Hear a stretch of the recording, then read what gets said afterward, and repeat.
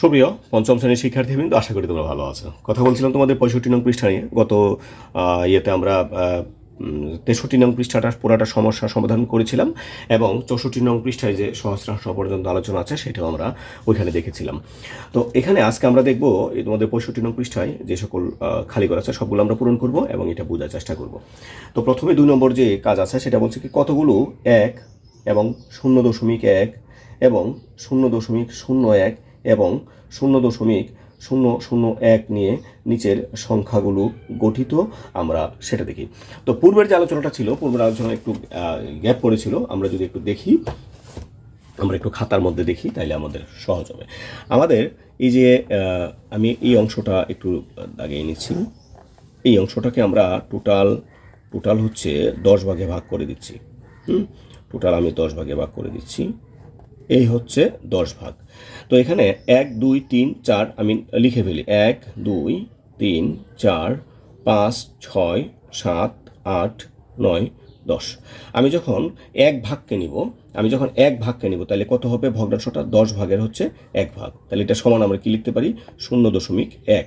তাহলে এটা কিন্তু একটা 0.1, এটা একটা 0.1, এই প্রত্যেকটা ঘরেই হচ্ছে একটা 0.1। বিষয়টা কি বোঝাতে পেরেছি আমি? প্রত্যেকটা ঘরে হচ্ছে 0.1। তাহলে এখানে এটা একটা 0.1, এটা একটা 0.1, এটা একটা, তাহলে আমি যদি এই পর্যন্ত নেই, এই পর্যন্ত নিলে কত? 3, তাই না? এটা কত? 3 10। এটাকে যদি আমরা যে আলোচনা করেছিলাম সেটা থেকে আমরা বুঝেছি, এইভাবে লিখেছি। তাহলে এখানে 0.1 কয়টা আছে? এখানে 0.1 আছে হচ্ছে 3টি। এখানে 0.1 আছে হচ্ছে কয়টি? 3টি। বিষয়টা কি বোঝাতে পেরেছি? এখানে 0.1 আছে কয়টি? এই যে 1 2 3, 3টা আছে। তো আমাদের যদি এই পুরাটা হয় তাহলে এখানে পুরাটা কত? 10 ভাগের হচ্ছে 10 ভাগ।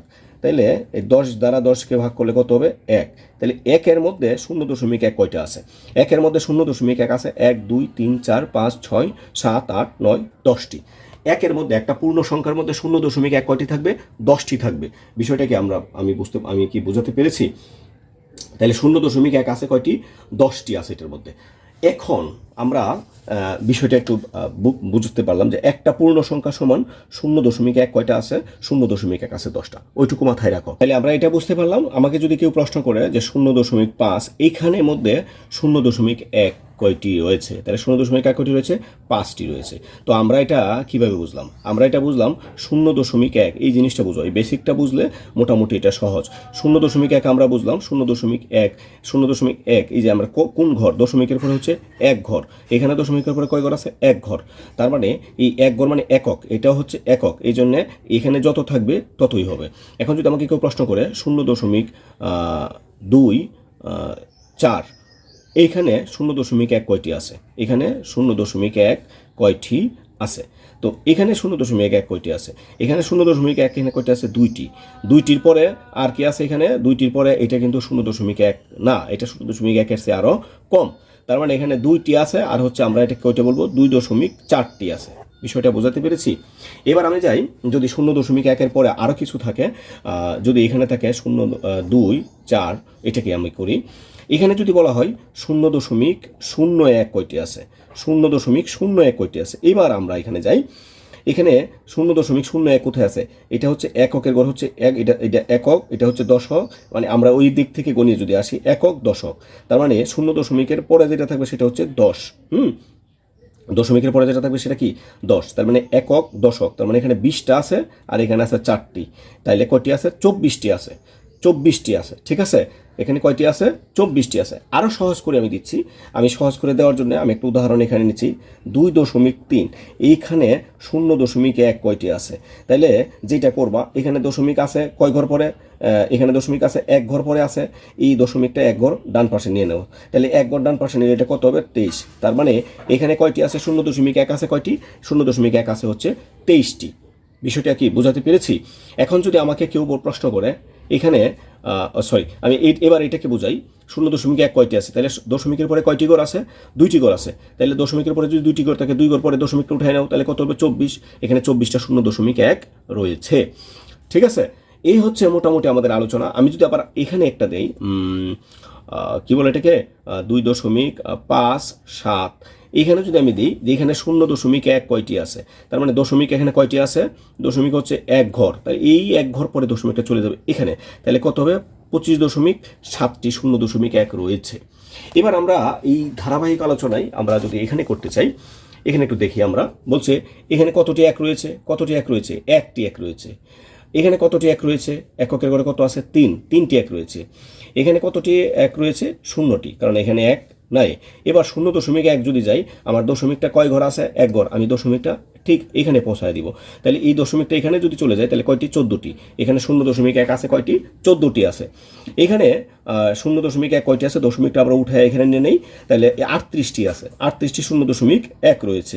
আবার এখানে যদি এই দশমিকটা আমরা এখানে নিই তাহলে 0টি 0.1 রয়েছে। এবার আমরা যাচ্ছি 0.01 কয়টি রয়েছে, তাহলে 0.01 কয়টি রয়েছে, কয় ঘর আছে, 2 ঘর, আমরা 2 ঘর ওই পাঠে নিই, 1 ঘর 2 ঘর, তার মানে দশমিকটা চলে আসবে এখানে, তাহলে কত হবে 146টি 0.1 রয়েছে। এখানে আমরা যদি 2 ঘর এই পাশে নিই, 8 আর 2 এইখানে নিই, তাহলে কত হবে 382টি 0.1 রয়েছে। আবার যদি আমরা এখানে নিয়ে নিই 0.12 ঘর পরে নিয়ে নিই, তাহলে একটি 0.1 রয়েছে। এবার আমরা দেখছি 0.1 কয়টি রয়েছে, তাহলে কয় ঘর আছে, 3 ঘর, আমরা দশমিকটা 3 ঘর পরে নিয়ে নিই, তাহলে 1 2 3 ঘর পরে নিলেন কত হবে 1069টি 0.001 রয়েছে। এখানে যদি আমরা নিয়ে নিই 1 2 এই ঘর 2 ঘর পরে আমরা 3 ঘর, তো 1 2 3 ঘর পরে নিয়ে নিই 3825টি 0.001 রয়েছে। এখানে যদি নিয়ে নিই 1 2 3 এখানে নিব, তাহলে 17টি 0.001 রয়েছে। তো এটা ছিল আমাদের, আশা করি এই 0.001 এই যে আমি কথাগুলো বললাম এই কথাগুলো থেকে আমি এখানে নিয়ে আসবো। এই যে এখানে যেটা আছে 1টি 1 রয়েছে, আর 0.1 রয়েছে কয়টি, 4টি 0.1 রয়েছে, হ্যাঁ এই যে 4টি, আর হচ্ছে মানে 0.1, হ্যাঁ এখানে হচ্ছে 0.1 এখানে ধরা হয়েছে, মানে পুরোটা আমি যেভাবে বলছি পুরোটা বলা নেই, তোমাদের পরীক্ষা কিন্তু পুরোটা আসবে।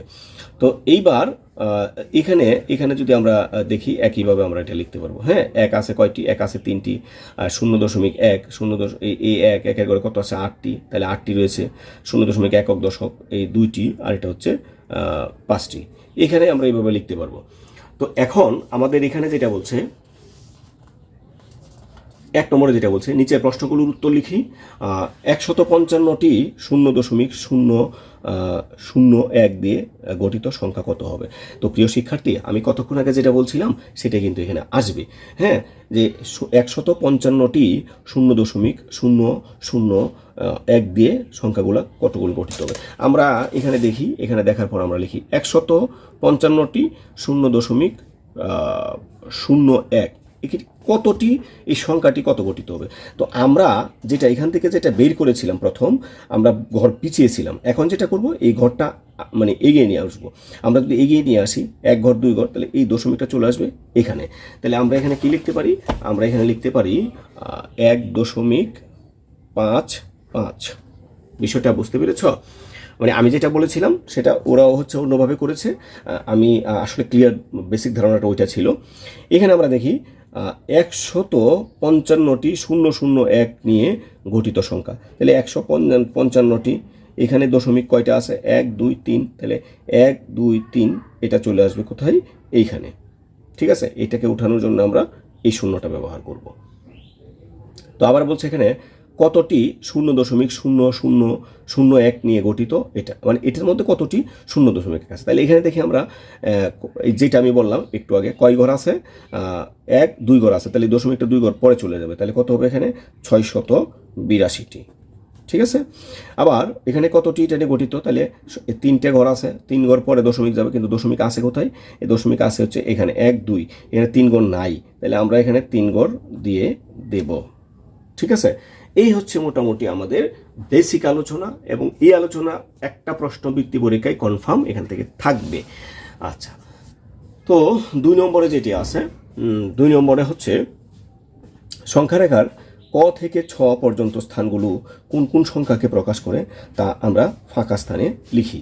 এখানে ক, তাহলে ক কোন স্থানকে প্রকাশ করছে, আমরা যদি এখানে দেখি ক হচ্ছে 7 দশমিকের কত, এটা 2, হ্যাঁ এটা হচ্ছে 7, এটা হচ্ছে পূর্ণ সংখ্যা 7, এটা হচ্ছে 1, এটা হচ্ছে 2, 2 এর পরে আবার কয় অংশ আছে, 1 2 অংশ আছে, ঠিক আছে, 2 এর পরে হচ্ছে 2, এটা হচ্ছে অর্ধেক, হ্যাঁ এটা হচ্ছে অর্ধেক, এটা হচ্ছে 3, তার মানে 2 এর পরে 7.2, 2 এর পরে আরও কয় ঘর আছে? 2 ঘর, আমরা এখানে এই 2 ঘর বসিয়ে দেব।